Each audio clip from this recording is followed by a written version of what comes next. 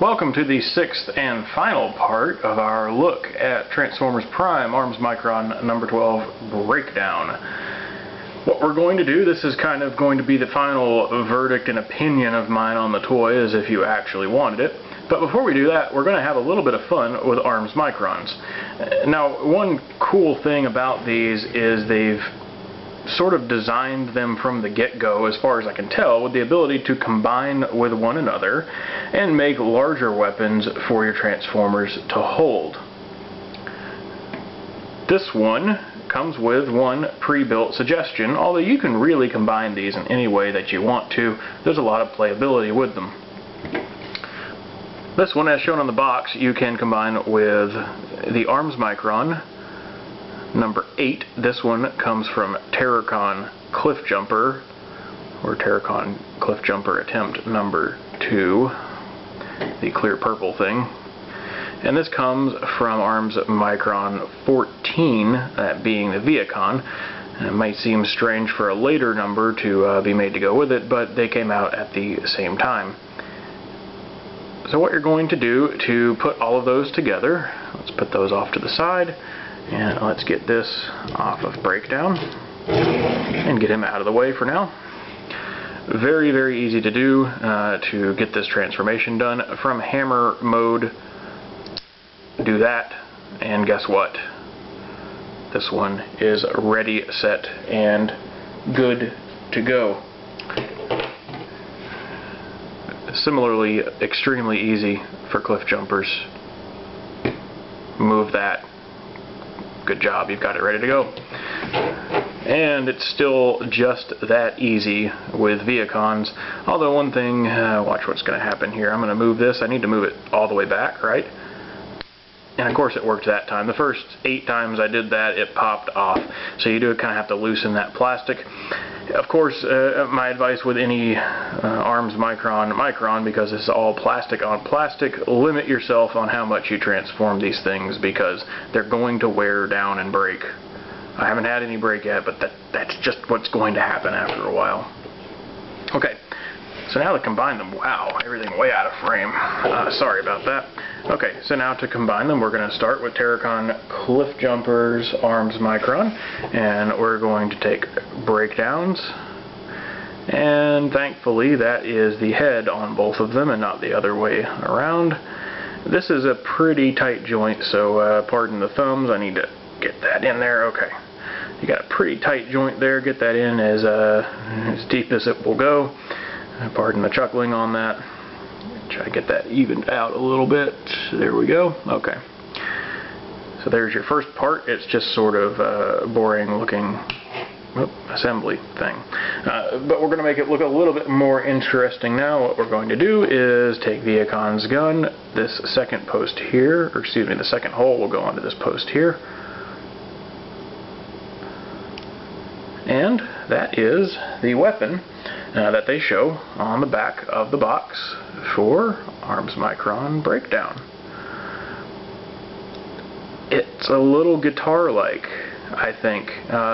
If only you know, I had another gun to put on the other side and maybe something as a headstock, this would be pretty rockin' and actually remind me a lot, given how he looks, remind me a lot of animated Soundwave. If only it was actually a guitar. So now you have this big old hunk of plastic that you can put on them. I'll rotate this around a little bit to give some kind of pose going on.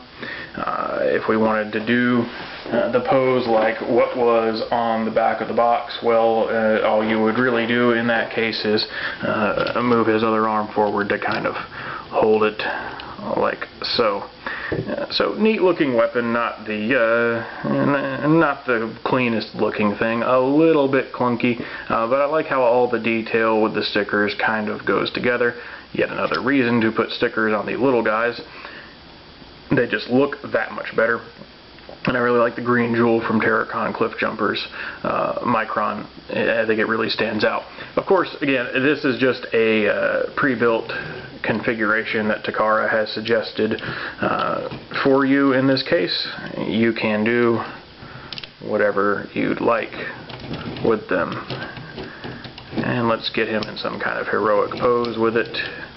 He could be maybe dropping it. Well, that'll be the subject of some ridicule. Oh well.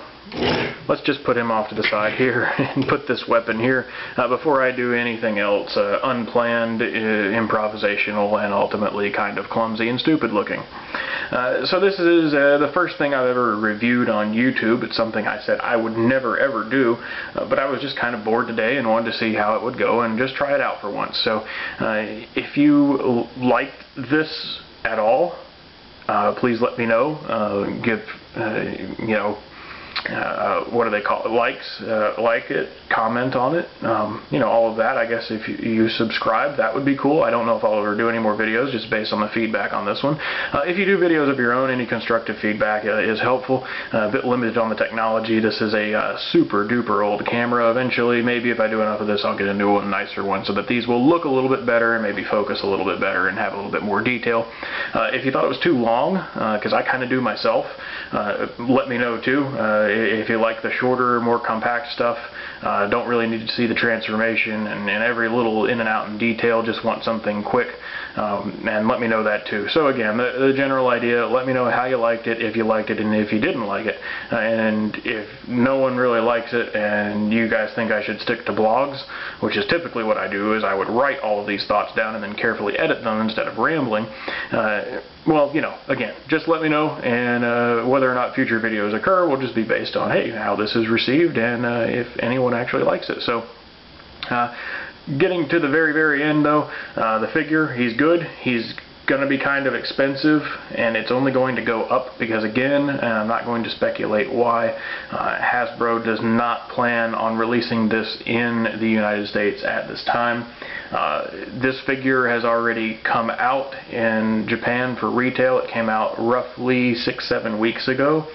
Right now it will run you around $70 to $80 to get it shipped. That's the cost to get it to your house, because it's typically only going to be about 60 or 65, but then someone is going to have to ship it out to you, and that always costs money. So 70 to 80 bucks to get this guy right now. It's probably only going to go up, especially if this indeed never comes out. There are future releases of the mold planned. There is a Swerve mold, which is an Autobot with presumably a new head, but I'm not 100%. That will be coming out, and there will also be the Silas, or in this case, due to translation, Cyrus breakdown, which also may be worth looking into. And again, I don't know all the differences that will be there for those paint deco differences. So worth picking up if you can. Do I think he is worth $60 to $70? Not really. If you're a completionist for Prime, or if you really like the character, I can see it being worth that. Is this a $60 to $70 Transformer? In my estimation, no. I've spent much less and gotten much better toys before. But I'm not going to knock how it looks. It's a good representation of the character if you like it. It's a pretty honest look at the, pretty honest representation of the rendered model for the character, so you can't really fault it there. It's just ultimately a little bit kind of boring looking, but again, that's complete opinion. It's not necessarily a bad toy. I just don't think with what you get and being kind of bland, kind of simple to transform, I don't know if it's necessarily worth what you're going to have to plop down for it.